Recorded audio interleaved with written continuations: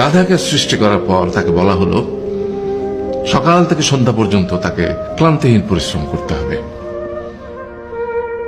সারা জীবন তাকে পিঠে ভারী বোঝা বইতে হবে, খেতে পাবে শুধু ঘাস, আর তার মাথায় কোনো বুদ্ধি থাকবে না।